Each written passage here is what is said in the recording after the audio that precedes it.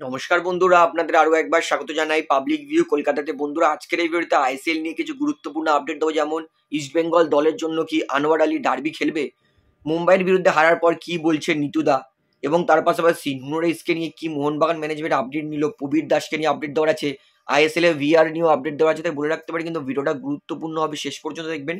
এবং যারা চায় নতুন আছেন সবাইকে অনুরোধ করে রাখবো, যেহেতু এখানে আপনারা খেলার সমস্ত রকম আপডেটস পেয়ে যাবেন, তারা অবশ্যই পাবলিক ভিউ কলকাতা চ্যানেলটিকে সাবস্ক্রাইব করে বেল আইকন প্রেস করে অল করে রাখবেন। তাহলে বন্ধুরা, সবার প্রথমে বলি, আইএসএল এ এইবার কিন্তু আসতে চলেছে ভিএআর। কারণ এই মুহূর্তে কিন্তু যে এআইএফএফ এবং ফিফা, মানে ফিফা যেই কমিটিটা ভিআর প্রোভাইড করে, তারা কিন্তু ভারতের টেকনোলজি চেক করে গেছে। তারা কিন্তু গ্রিন সিগন্যাল দিয়েছে যে ভারতের যা টেকনোলজি আছে সেই টেকনোলজিতে আরামসে ভিআর হয়ে যাবে, কোনো অসুবিধা হবে না। অর্থাৎ একটা গ্রিন সিগন্যাল কিন্তু পাওয়া গেছে। এবং বর্তমানে ভারতীয় রেফারি নিয়ে মানে যেরকম বাজে বাজে প্রশ্ন উঠেছে, জঘন্য রেফারিং, এটা মানতে আমরা একটু দ্বিধা করবো না, আইএসএল এ জঘন্য রেফারিং হচ্ছে। তো সেই রেফারিং নিয়েই কিন্তু এইবারে এআইএফএফ চিফ রেফারিং অফিসার তিনি কিন্তু বলেছে যে আমরা জানি ভারতীয় ফুটবলের রেফারিংয়ে অনেক মিস্টেক হচ্ছে, অনেক বড় বড় ব্লান্ডার করেছে, এবং আমার খারাপ লাগে যে রেফারিরা এরকম বাজে সিদ্ধান্ত দেয়। তাই আমি মনে করি এইবার আইএসএলে মানে ইন্ডিয়ান ফুটবলে ভিআর ইন্ট্রোডিউস করা দরকার। এটা কিন্তু টেবর ক্যাটেল নিজেই কিন্তু জানিয়েছেন। তাই এআইএফএফ চিফ রেফারিং অফিসার তিনি যেহেতু বলেছেন যে ভিআর লাগবে, তাই এবার মনে হচ্ছে এই আইএফএফকে কিন্তু তড়িঘড়ি এইবার ভিআর আইএসএলে আনতেই হবে। তো যেহেতু ভারতের সিস্টেমে এভিআরএস মানে ভিআরেরই এক প্রকার অ্যাডভান্স এভিআরএস অ্যাপ্লাই হবে, তাই আমার মনে হচ্ছে এর পরের সিজন থেকে হয়তো আমরা ভিআর দেখতে পারি, এর সম্ভাবনাটা কিন্তু আছে। তবে যদি এখন থেকেই যদি তড়িঘড়ি এআইএফএফ প্রস্তুতি না নেয় যে আমরা ভিআর নিয়ে আসবো, এখন থেকে না নিয়ে আসলে কিন্তু হবে না।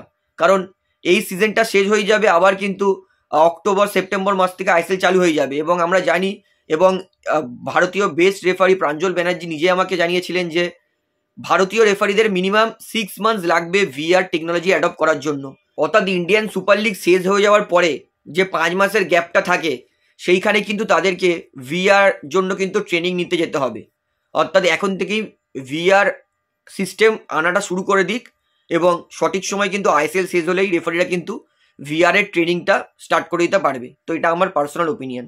তো দেখা যাক এর পরের সিজনে ভিআর আসে কিনা। তাহলে বন্ধুরা, এইবারে বলি আনোয়ার আলীকে নিয়ে কিন্তু ব্যাড নিউজ। যতদূর মনে হচ্ছে এই ডার্বিতে কিন্তু আনোয়ার আলীকে নাও পেতে পারে ইস্টবেঙ্গল দল। ইস্টবেঙ্গল দলের সত্যি সময়টা খারাপ যাচ্ছে, ভালো ভালো প্লেয়ার ইঞ্জুরি পেয়ে যাচ্ছে। তো একটা খারাপ সময় ইস্টবেঙ্গলে চলছে।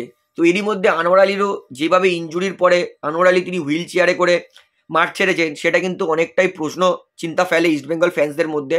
কারণ আজকে হচ্ছে 7 তারিখ, কালকে 8, 9, 10 আর 3 দিন পরেই কিন্তু ডার্বি।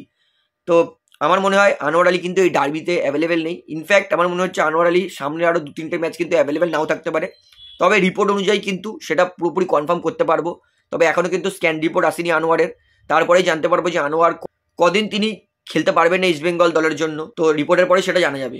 তাহলে বন্ধুরা, এইবারে আপনাদেরকে তারপরে বলি ইস্টবেঙ্গল হারার পর কি বলছে ইস্টবেঙ্গল কর্মকর্তা নিতুদা। দেবব্রত সরকার ম্যাচের পর তাকে যখন জিজ্ঞেস করে, তিনি বলেন যে তোরা তো দেখতেই পেলি কি হলো, আবার জিজ্ঞেস করছিস কেন।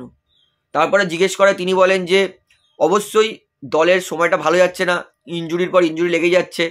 আজকেও প্রভাত লাগরার ইঞ্জুরি লাগলো, আনোয়ার আলীর ইঞ্জুরি লাগলো। তো দলের এই মুহূর্তে সময়টা খারাপ যাচ্ছে, এবং নতুন বিদেশি ইস্টবেঙ্গল দলে কবে আসবে সেই নিয়ে নিতুদা তিনি কিন্তু বলে দিয়েছেন যে তিনি চেষ্টা করছেন 1-2 দিনের মধ্যেই কিন্তু কোনো বিদেশিকে সই করার। অর্থাৎ ইস্টবেঙ্গল দলকে নিয়ে কিন্তু বড় বড়ই আপডেট দিয়েছেন নিতুদা। তো দেখা যাক 2-1 দিনের মধ্যে আমরা ইস্টবেঙ্গল নতুন বিদেশিকে দেখতে পারি কি পারি না। তাহলে বন্ধুরা, এইবারে আপনাকে তার পরের আপডেট দিই।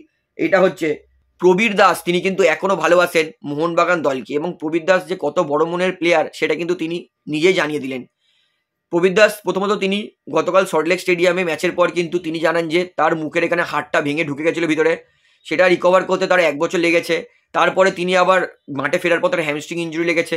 তো এই মুহূর্তে তিনি অনেকটা সুস্থ বোধ করেছেন, এবং অনেক কঠোর পরিশ্রম করে তিনি আবার নিজেকে ফিট করে তুলেছেন। এবং তার পাশাপাশি প্রবীর দাস তিনি কিন্তু মোহনবাগান দলকে শুভেচ্ছা জানিয়ে গেছেন। তিনি বলেছেন যে মোহনবাগান দলকে আমি ভালোবাসি, আমি প্রফেশনাল প্লেয়ার, তাও আমি মোহনবাগান দলকে ভালোবাসি, কারণ মোহনবাগান দল আমার জন্য অনেক কিছু করেছে। অর্থাৎ প্রবীর দাস পরিষ্কার জানিয়ে দিয়েছেন তিনি কিন্তু মোহনবাগান দলকে এখনও ভালোবাসেন। এবং এই ভিডিওটা কিন্তু আপনি পাবলিক ভিউ কলকাতার ফেসবুক পেজে এবং ইনস্টাগ্রাম পেজে পেয়ে যাবেন।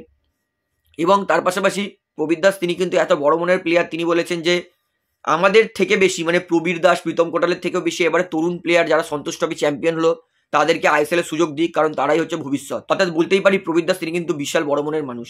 তাহলে বন্ধুরা এইবারে আপনাদেরকে লাস্ট আপডেট দিই, এটা হচ্ছে নুন রাইসকে নিয়ে কি সিদ্ধান্ত নিচ্ছে মোহনবাগান কর্তৃপক্ষ। মোহনবাগান কর্তৃপক্ষ তরফ থেকে যেটা জানা গেছে, কিছু ক্লাব নুন রাইসকে নেওয়ার চেষ্টা করলেও বর্তমানে মোহনবাগান দল তারা কিন্তু পরিষ্কার করে দিয়েছে যে এই মুহূর্তে নুনোকে ছাড়তে রাজি নয় মোহনবাগান ম্যানেজমেন্ট। কারণ মোহনবাগান তারা চাইছে যে নুনোকে রেখে দিক, যদি মোহনবাগানের হঠাৎই কোনো প্লেয়ারের ইঞ্জুরি লাগে তাহলে কিন্তু সেক্ষেত্রে নুনোকে অ্যাড করা যাবে। তো দেখা যাক কি হয়, কারণ নুনোকে ছাড়বে না এই মুহূর্তে মোহনবাগান, সেটা কিন্তু জানিয়ে দিয়েছে।